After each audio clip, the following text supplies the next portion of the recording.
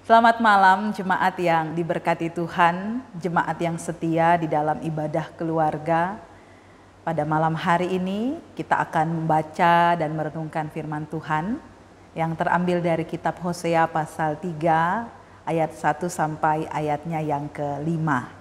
Mari kita persiapkan bacaan kita pada hari ini dari kitab Hosea pasal 3 ayat 1 sampai ayatnya yang ke-5. Sebelum kita membaca dan merenungkan firman Tuhan, marilah kita berdoa. Bapa di sorga, Allah yang begitu setia dalam hidup kami. Kami bersyukur untuk nikmat dan berkat Tuhan yang hadir bagi kami. Kini dan di saat ini, dalam persekutuan kami akan merenungkan kasih setia Tuhan yang memelihara kehidupan kami melalui segala cara Tuhan yang ajaib. Kuasai kami dengan Roh Kudus-Mu ya Tuhan, agar firman Tuhan sungguh-sungguh mengarahkan kami untuk menjadi kehidupan pribadi dan keluarga yang taat dan memuliakan nama Tuhan. Bersabdalah bagi kami ya Tuhan, karena kami umat-Mu telah sedia untuk mendengar. Amin. Jemaat Tuhan, marilah kita berdiri. Kitab Hosea pasal 3 ayat 1 sampai 5 demikian firman Tuhan. Diterima kembali tetapi dianggap sepi. Berfirmanlah Tuhan kepadaku, pergilah lagi, cintailah perempuan yang bersundal dan berzina seperti Tuhan juga mencintai orang Israel, sekalipun mereka berpaling kepada Allah-Allah lain dan menyukai kue kismis. Lalu aku membeli dia bagiku dengan bayaran 15 shikal perak dan 1,5 homer jelai. Aku berkata kepadanya, lama engkau harus diam padaku dengan tidak bersundal dan dengan tidak menjadi kepunyaan seorang laki-laki, juga aku ini tidak akan bersetubuh dengan engkau. Sebab lama orang Israel akan diam dengan tidak ada raja, tiada pemimpin, tiada korban, tiada tugu berhala, dan tiada efod dan terafim. Sesudah itu orang Israel akan berbalik dan akan mencari Tuhan, Allah mereka dan Daud raja mereka. Mereka akan datang dengan gemetar kepada Tuhan dan kepada kebaikannya pada hari-hari yang terakhir. Demikianlah pembacaan firman Tuhan. Berbahagialah kita yang bukan hanya membaca dan merenungkan firman Tuhan, tapi melakukan firman Tuhan dalam kehidupan kita hari lepas hari. Terpujilah Kristus, haleluya. Haleluya, haleluya, haleluya. Jemaat dipersilahkan duduk kembali. Bapak Ibu jemaat yang diberkati dalam Tuhan kita Yesus Kristus, sebuah pertanyaan yang mengawali persekutuan beribadah kita pada hari ini adalah bagaimana cara mengasihi yang benar? Itu sebuah pertanyaan yang mungkin saja jarang bagi kita untuk kita pikirkan, untuk kita ajukan di tengah-tengah perjalanan hidup yang kita gumuli bersama dengan orang lain. Mungkin seringkali kita mendengar bahwa mengasihi itu hanya sangat dapat dilakukan baik kepada keluarga, teman, saudara, dan sesama kita. Hanya yang menjadi persoalan adalah sekarang kasih yang bagaimanakah yang harus saya dan saudara praktekkan di tengah-tengah kehidupan kita. Karena kasih atau mengasihi bukanlah sekedar kata-kata dan bukanlah sekedar sebuah slogan yang kita umbar setiap hari, baik di tengah-tengah persekutuan kita, baik melalui media sosial, juga baik melalui perkataan kita. Kasih yang seperti apa? Kasih yang bukan hanya sekedar sebuah ajaran, tapi juga sebuah kewajiban bagi kita sebagai warga gereja dan umat yang percaya kepada Tuhan. Sebagaimana yang Yesus ajarkan dan perintahkan kepada kita, kasihilah sesamamu manusia seperti kamu mengasihi dirimu sendiri. Jemaat yang diberkati Tuhan, ketika kita memberlakukan kasih itu di tengah-tengah kehidupan kita, maka seringkali kita akan berbuat baik kepada kerabat kita, sahabat kita, orang yang hanya kita sukai, bahkan juga keluarga kita. Pertanyaan kedua adalah, bagaimana dengan mereka yang telah menyakiti kita, yang telah mengkhianati kita? Bagaimanakah ketika kita menjalankan kasih itu kepada suami kita, istri kita, rekan kita yang telah berkhianat kepada kita? Mungkin reaksi kita kepada istri, suami, atau rekan kita yang berkhianat kepada kita akan menuai begitu banyak pernyataan bahwa saya sedih, saya kecewa dengan dia, saya marah, bahkan saya akan jaga jarak dengan dia karena dia telah mengkhianati saya. Namun pertanyaan kedua adalah, apakah ketika kita berhadapan dengan orang yang berkhianat dengan kita, ataupun juga dalam kehidupan keluarga, suami atau istri yang berselingkuh dengan kita, apakah kita akan mengasihi kembali mereka yang telah mengkhianati kita? Mungkin kebanyakan orang menjawab secara umum bahwa aku tidak akan lagi mengasihi dia, gitu. Ya tergantung dia sadar nggak dan juga mau berjumpa dengan saya.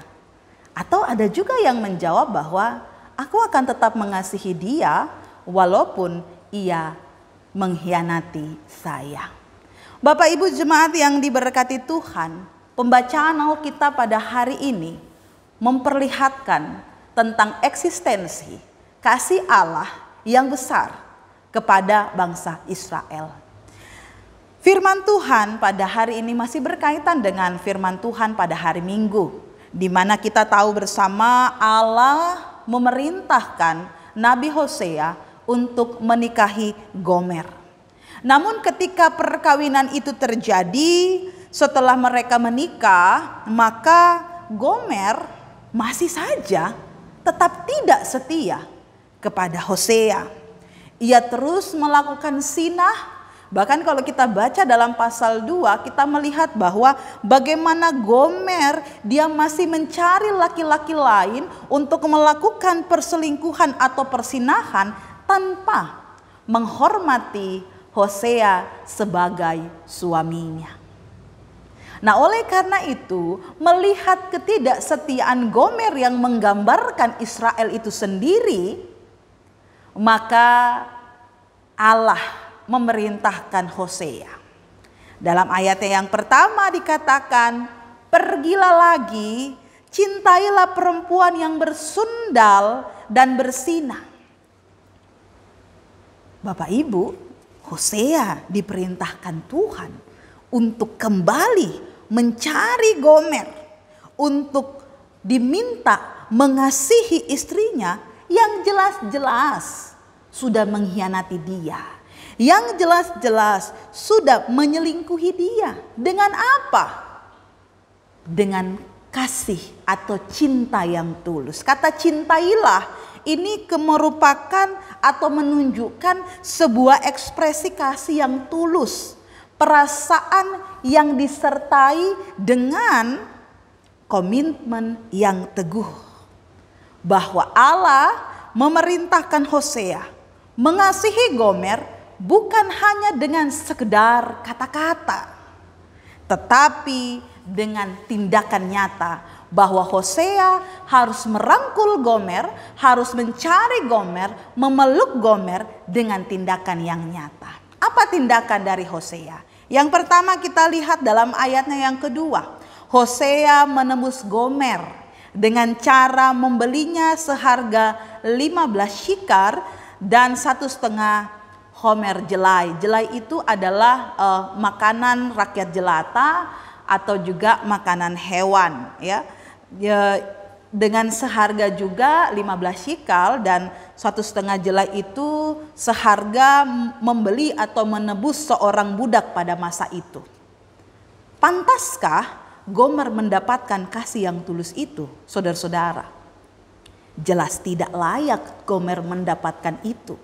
Namun hanya karena kasih setialah, kasih yang tuluslah, Hosea ditebus dan dicintai dan mencintai Gomer. Tindakan yang kedua adalah setelah Hosea menebus Gomer, maka Gomer kemudian dibawa ke rumah, kemudian diarahkan dan dibatasi. Untuk apa? Gomer tidak boleh keluar, Gomer tidak boleh bertemu dengan laki-laki lain, atau dengan kata lain Gomer dikarantina. Untuk apa? Untuk melakukan retreat, untuk melakukan sebuah perenungan dalam kehidupan Gomer, bahwa di balik kasih yang tulus itu ada sebuah pengampunan dari Hosea, sehingga Gomer diajak untuk tinggal di dalam rumah, untuk dikarantina, bukan untuk menghukum Gomer, tetapi kembali mengarahkan Gomer merenungkan tindakan-tindakan yang ia lakukan. Dan tindakan Hosea ini adalah tindakan yang memenuhi perintah Allah yang bertujuan untuk melindungi Gomer. Bapak Ibu jemaat Tuhan, dalam ayat 1b, tindakan yang dilakukan Hosea ini adalah tindakan miniatur Allah.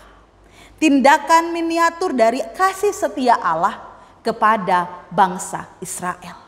Bahwa di tengah-tengah keberadaan bangsa Israel, di tengah-tengah ketidaksetiaan bangsa Israel, Allah masih mau untuk menyatakan hakikat kasih Allah yang sungguh-sungguh dalam kehidupan umat Israel.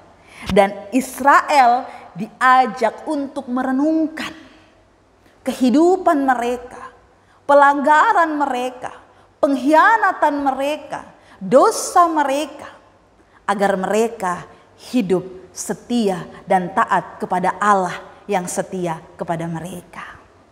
Dan apa yang terjadi? Israel masih juga tidak mau merenungkan itu. Mereka merenungkan itu ketika Allah menghukum mereka untuk berada dalam pembuangan Babel, sehingga mereka juga menyadari bahwa ternyata mereka membutuhkan Allah di tengah-tengah kehidupan mereka. Jemaat yang diberkati Tuhan, di minggu kelima sesudah Paskah ini, apa pelajaran firman Tuhan yang kita dapat pada hari ini? Yang pertama, melalui firman Tuhan ini, mau mengingatkan kita bahwa kasih Allah adalah kasih yang konsisten. Kasih yang tidak pernah berubah. Walaupun waktu berlalu, dunia berubah, tapi kasih Allah tidak pernah sedetik pun berubah di tengah-tengah kehidupan kita. Bila kita menyadari Bapak Ibu yang diberkati Tuhan, pernahkah kita berpikir bahwa dalam hubungan kita dengan Allah, justru saudara dan saya seringkali mengkhianati atau menjadi pengkhianat kasihnya? Yang kenyataan tidak dapat dipungkiri bahwa natur dosa yang ada dalam diri kita seringkali membawa kita pada ketidaksetiaan kepada Allah.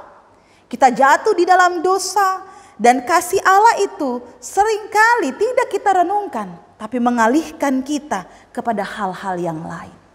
Kepada keadaan yang menawarkan kenikmatan semu seperti kue kismis yang dinikmati oleh Israel ketika penyembahan berhala. Terkadang ketika kita melakukan dosa, kita melupakan kasih Tuhan untuk berbalik kepadanya. Namun apakah dalam perselingkuhan atau pengkhianatan kita kepada Tuhan, apa respon Allah? Respon Allah melalui anaknya yang tunggal.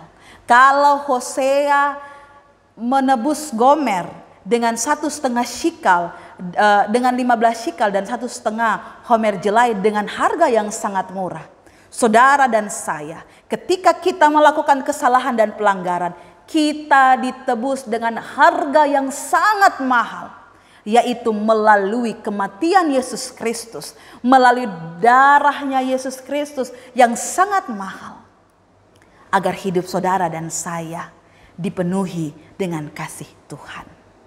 Allah mengasihi saudara dan saya. Allah tidak melihat latar belakang saudara yang buruk. Allah tidak melihat akan apa yang kita lakukan. Tapi ketika kita mendapatkan konsistensi kasih Allah, eksistensi kasih Allah yang kemudian membawa kita, itu menyadarkan kita bahwa Allah datang kepada kita dan juga memberikan pengampunan, yang adalah pelajaran kedua dari firman Tuhan pada hari ini. Bahwa pengampunan Allah yang diberikan kepada saudara dan saya harus menjadi sebuah perenungan yang baik dalam hidup kita. Kita renungkan baik-baik kasih Allah dalam hidup kita. Jangan pernah berpikir bahwa Allah yang mendatangi saya, Allah yang membutuhkan saya, sehingga Allah terus mengampuni saya. Itu pikiran yang keliru. Sehingga pikiran yang keliru itu membuat kita selalu mengulang-ulang kesalahan yang sama, dosa-dosa yang sama, dan mengkhianati Allah yang sama di tengah-tengah hidup kita. Tapi melalui firman Tuhan pada hari ini, kasih Allah yang konsisten, yang mengampuni saudara dan saya, mengajak kita untuk merenungi bahwa Tuhan mau mengampuni saudara dan saya. Karena Tuhan tahu, Tuhan mengasihi saudara dan saya. Karena Tuhan tahu, saudara dan saya membutuhkan Tuhan. Oleh karena itu, ketika kita berada di dalam teguran Tuhan, kita berada dalam kehidupan ini, mari saya mengajak saudara dan saya untuk merenungi kasih setia Tuhan di tengah-tengah hidup kita yang sudah saudara jalani di masa-masa yang lampau sampai pada saat ini. Sehingga kita menyadari bahwa kita membutuhkan Tuhan.